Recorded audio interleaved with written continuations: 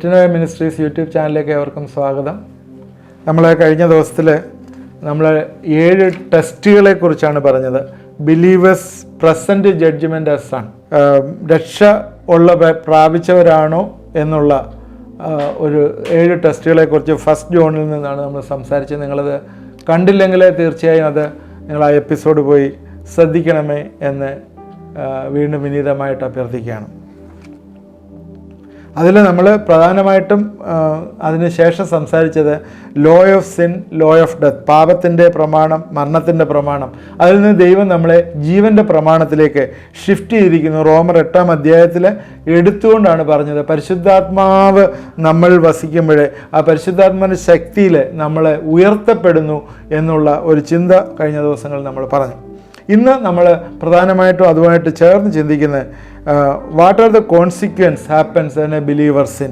ഒരു വിശ്വാസി പാപം ചെയ്യുമ്പോൾ എന്താണ് സംഭവിക്കുന്നത് എന്നുള്ള കാര്യമാണ് ഇതിനോട് ചേർന്ന് ചിന്തിക്കുന്നത്. കാരണം ഇതെല്ലാം ന്യായവിധിയുമായിട്ട് ബന്ധപ്പെട്ട്, പ്രതിഫലമായിട്ട് ബന്ധപ്പെട്ട് ബീമാ കോർട്ടിലുള്ളതാണ്. ഇതെല്ലാം അവിടെ ഉണ്ട്.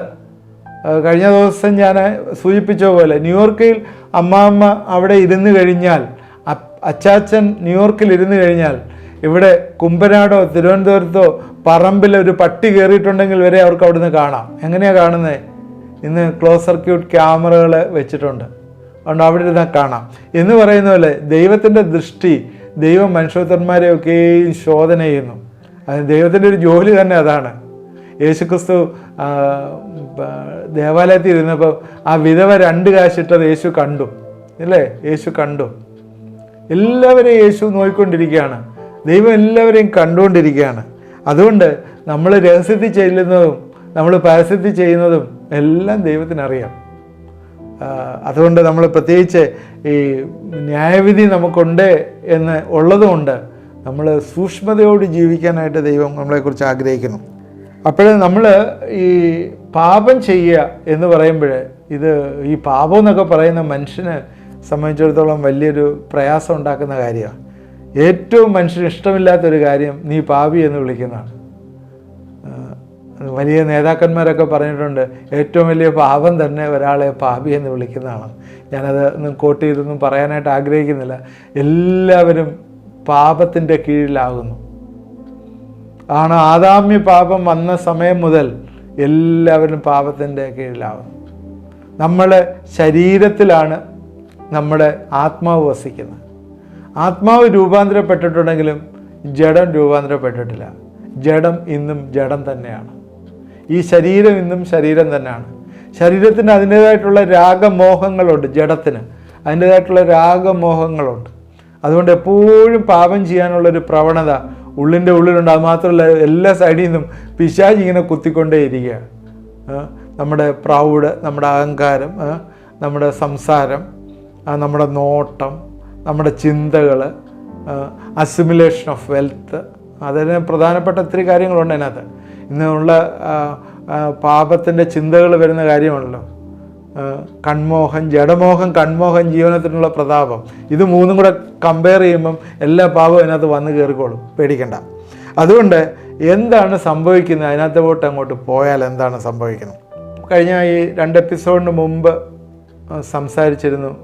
ന്യായവിധി എന്നതോ എന്ന് പറഞ്ഞിട്ട് വെളിച്ചത്തിലെ പ്രവർത്തികൾ ഇൻവോൾവ് ചെയ്യാതെ ഇരുട്ടിൻ്റെ പ്രവർത്തികളിൽ നമ്മൾ ഇൻവോൾവ് ചെയ്യുമ്പോഴാണ് ന്യായവിധി വരുന്നത്. എന്ന് പറഞ്ഞാൽ, വേറൊരു രീതിയിൽ പറഞ്ഞാൽ, പാപം ചെയ്യാനായിട്ടുള്ള പ്രേരണ നമുക്ക് വന്ന് നമ്മൾ പാപം ചെയ്യുമ്പോൾ we lose the fellowship with the sun.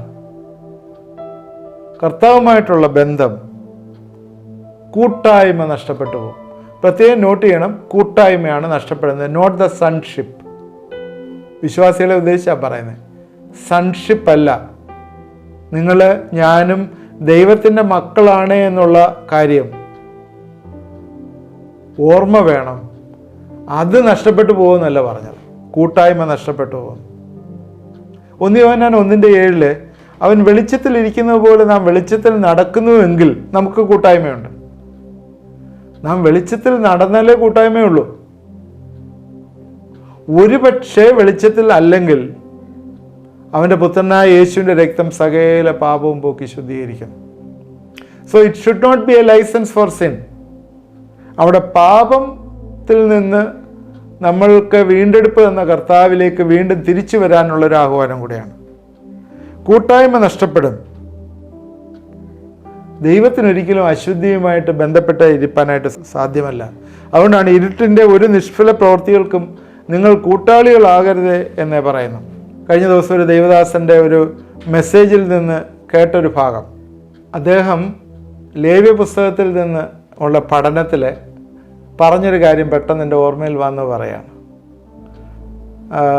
ലേവ്യ പുസ്തകത്തിൽ മനുഷ്യർ ഏതൊക്കെ ഭക്ഷണം കഴിക്കണം, ഏതൊക്കെ രീതിയിലുള്ള പക്ഷികളായാലും മൃഗങ്ങളായാലും അതുപോലെ കടലിലെ മത്സ്യങ്ങളായാലും ഏത് രീതിയിൽ ഏതുതരം മത്സ്യം ഭക്ഷിക്കാം എന്നുള്ള ചില ചിന്തകൾ ലേവ്യ പുസ്തകത്തിലുണ്ട്.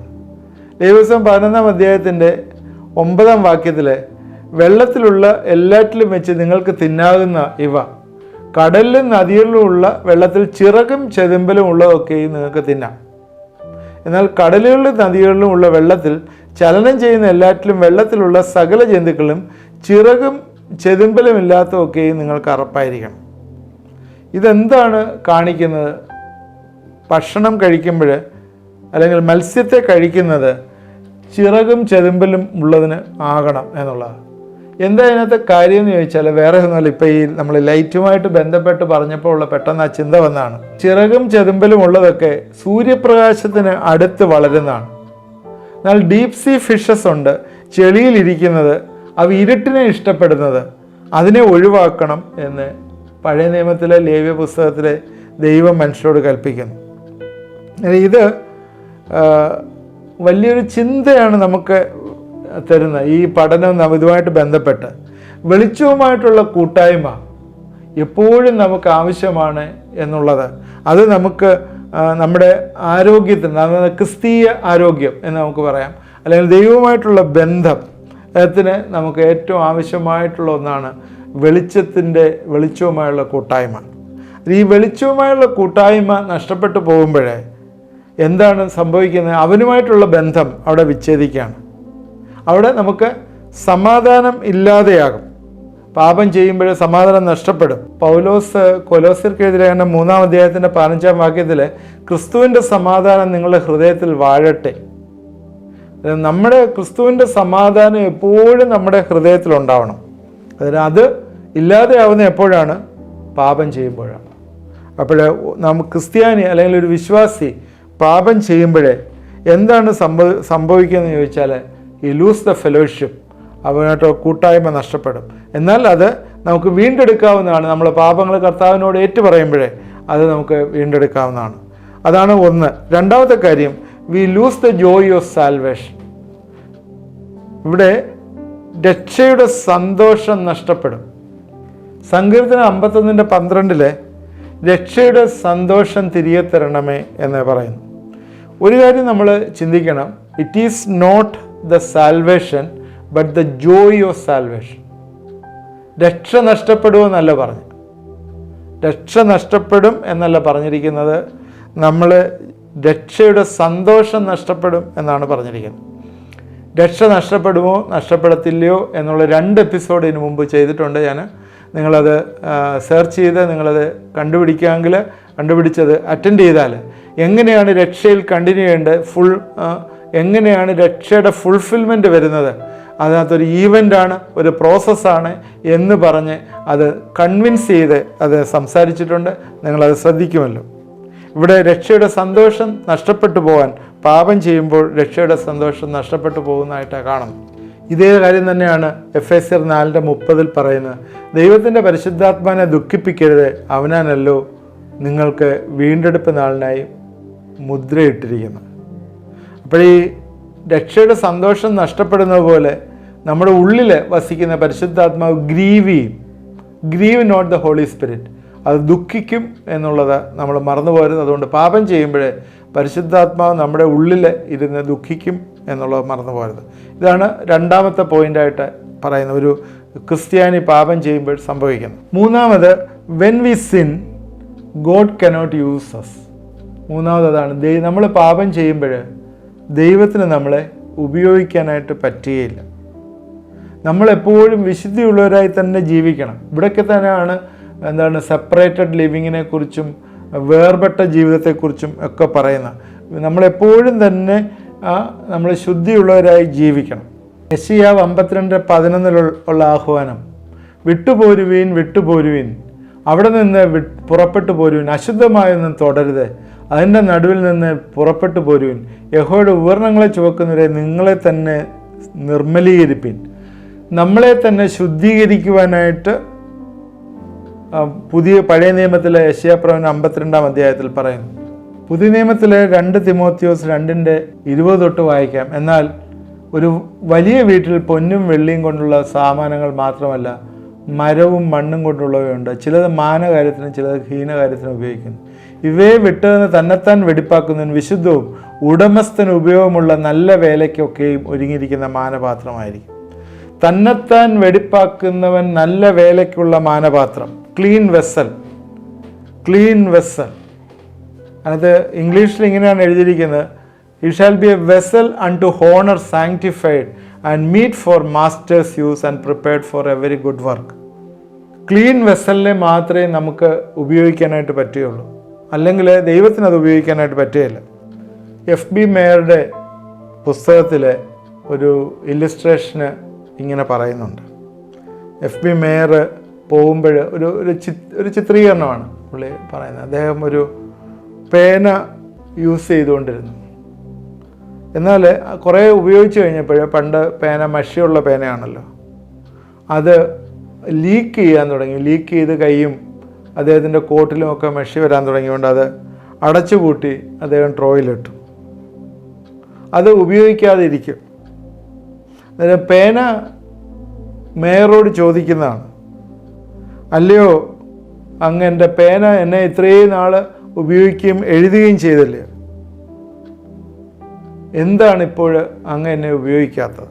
FB മേയർ, അല്ലയോ പേനയെ, ഞാൻ നിന്നെ സ്നേഹിക്കുന്നു, ഞാൻ നിന്നെ വലിയ വില കൊടുത്താണ് വാങ്ങിച്ചത്, എന്നാൽ ഞാനിപ്പോൾ നിന്നെ ഉപയോഗിച്ചാൽ എൻ്റെ കോട്ടും സൂട്ടും ഒക്കെ നിൻ്റെ മഷി കൊണ്ട് നനഞ്ഞ് അഗ്ലിയായി തീരും എന്ന് ഇവിടെ FB മേയർ പറയുന്നതായിട്ട് ഒരു ചിത്രീകരണം എഴുതിയിട്ടുണ്ട്.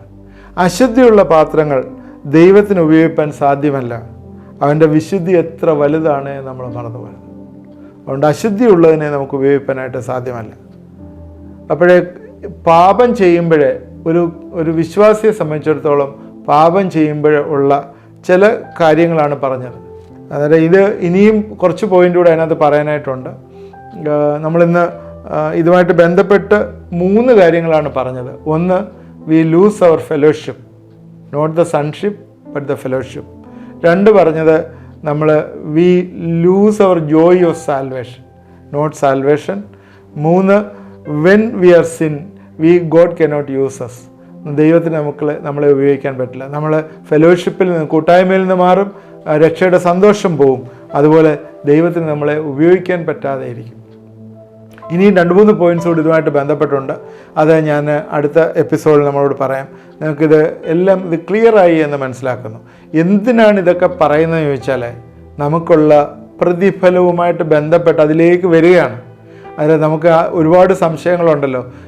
പാപം ചെയ്യുമ്പോൾ രക്ഷ നഷ്ടപ്പെടുമോ, അല്ലെങ്കിൽ പാപം ചെയ്താൽ പ്രതിഫലം കിട്ടുമോ, ഇങ്ങനെയൊക്കെയുള്ള പല ചിന്തകളുണ്ട്. അതുമായിട്ട് ബന്ധപ്പെട്ടുള്ള ചിന്തകളാണ് ഇന്ന് ഷെയർ ചെയ്തത്. നാളെ ഇതിൻ്റെ ബാക്കിയുള്ളത് നമുക്ക് തുടർമാനമായി ചിന്തിക്കാം. ദൈവം നമ്മളെ അനുഗ്രഹിക്കട്ടെ. നിങ്ങളിത് സബ്സ്ക്രൈബ് ചെയ്യണം. അതുപോലെ ഇത് നിങ്ങൾ ഫ്രണ്ട്സിന് ഷെയർ ചെയ്ത് കൊടുത്താൽ, പ്രത്യേകിച്ച് ഇത്തിരി പേര് ഡൗട്ടിലും ഒക്കെ ഇരിക്കുന്നവർക്ക് ഇത് ക്ലിയർ ആവും. ഒരുപാട് പേര് സംശയങ്ങൾ പലതും ചോദിക്കുന്നുണ്ട്. ഇപ്പോൾ നമ്മുടെ ഈ എപ്പിസോഡുകളിലൊക്കെ നമ്മൾ കർത്താവിൻ്റെ 2ാമത്തെ വരവുമായിട്ട് ചേർന്നിട്ടുള്ള കാര്യങ്ങളൊക്കെയാണ് ഇതുവരെയും വന്നുകൊണ്ടിരിക്കുന്നത്. ഇനിയും ഒരു 10-40 എപ്പിസോഡോളം അങ്ങനെ തന്നെ ആയിരിക്കും പോകുന്നത്. അതായത് ഇതുമായിട്ട് ബന്ധപ്പെട്ട് ഒരുപാട് ചോദ്യങ്ങളുണ്ട്. അതായത് ഈ ദിവസങ്ങളിലെ ഈ ചോദ്യങ്ങളുടെ ഉത്തരവും, ഇതിനകത്ത് വരുന്ന ചോദ്യങ്ങളുടെ ഉത്തരവും ഇതിനകത്ത് പറയുന്നതാണ്. അവിടെ നിങ്ങൾ എല്ലാ ദിവസവും തുടർമാനമായി കാണണം. ദൈവം നമ്മളെ അനുഗ്രഹിക്കട്ടെ. നമുക്ക് പ്രാർത്ഥിക്കാം. ദൈവമായ കർത്താവേ, ഈ സമയത്തിനായിട്ട് സ്തോത്രം. ഞങ്ങൾക്ക് കർത്താവേ ദൈവവചനത്തിൽ നിന്ന് പഠിക്കുവാനായിട്ടുള്ള കൃപ തരുന്നവർ സ്തോത്രം. What happens when a Christian sin? കർത്താവേ, ഒരു വിശ്വാസി പാപം ചെയ്താൽ എന്ത് സംഭവിക്കുന്നു എന്നുള്ളതിനെക്കുറിച്ചാണല്ലോ ഞങ്ങൾ ഇപ്പോഴേ ചിന്തിച്ചുകൊണ്ടിരിക്കുന്നത്.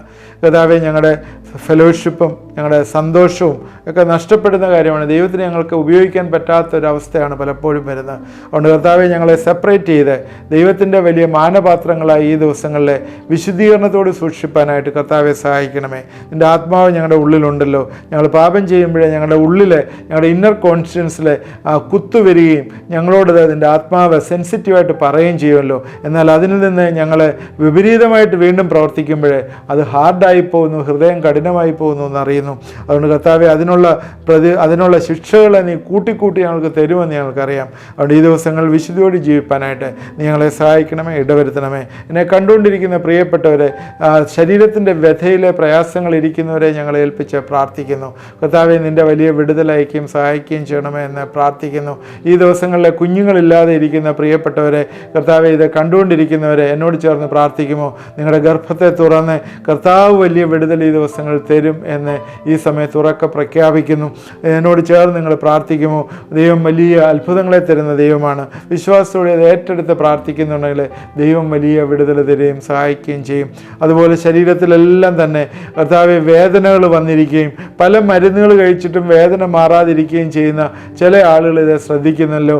ദൈവമേ, നീ എന്താണെന്നുള്ള പ്രയാസം എന്താണെന്നുള്ളത് കണ്ടുപിടിക്കാൻ പോലും ഇതുവരെയും പറ്റിയിട്ടില്ലല്ലോ. വലിയൊരു ക്രിയേറ്റീവ് മിറക്കിൾ കർത്താവെ ഈ ദിവസം അവരുടെ ജീവിതത്തിൽ ഉണ്ടാകട്ടെ എന്ന് പ്രാർത്ഥിക്കുന്നു. എല്ലാ വേദനകളും വിട്ടുപോകട്ടെ എന്ന് പ്രാർത്ഥിക്കുന്നു. ശരീരത്തിൻ്റെ ചില ഭാഗങ്ങളിൽ നീര് വെച്ചിരിക്കുന്ന ഭാഗങ്ങളെ ആ നീരിൽ നിന്നൊക്കെയുള്ള വിടുതൽ കൊടുക്കണമേ, സഹായിക്കണമേ എന്ന് പ്രാർത്ഥിക്കുന്നു. നടക്കാൻ വയ്യാതിരിക്കുന്നവർക്ക് നടക്കാനുള്ള ദൈവകൃപ കൊടുക്കണമേ എന്ന് പ്രാർത്ഥിക്കുന്നു. കൈ ഉയർത്താൻ വയ്യാതെ വേദനയിരിക്കുന്നവരുടെ ആ പ്രയാസങ്ങളിൽ നിന്ന് അവരെ വിട്ടുമാറട്ടെ എന്ന് പ്രാർത്ഥിക്കുന്നു. ശരീരത്തിലെ എല്ലാ പ്രയാസങ്ങളിൽ നിന്നും കർത്താവെ നീ വിടുവിക്കുകയും സഹായിക്കുകയും ചെയ്യണമേ. എന്നോട് ചേർന്ന് പ്രാർത്ഥിച്ചവരെ അനുഗ്രഹിച്ചിരിക്കുന്ന സ്തോത്രം. യേശുക്രിസ്തുവിന്റെ നാമത്തിൽ പ്രാർത്ഥിക്കുന്നു, കേൾക്കുമാറാണമേ. ആമേൻ. ദൈവം നമ്മളെല്ലാവരെയും അനുഗ്രഹിക്കട്ടെ. തുടർന്ന് ഇത് വാച്ച് ചെയ്യണം. നിങ്ങളുടെ പ്രയർ റിക്വസ്റ്റ് വാട്സാപ്പ് നമ്പറിൽ അയച്ചു തന്നാൽ നിങ്ങൾക്ക് വേണ്ടി പ്രാർത്ഥിക്കുന്നതാണ്. ദൈവം നമ്മളെല്ലാവരെയും അനുഗ്രഹിക്കും.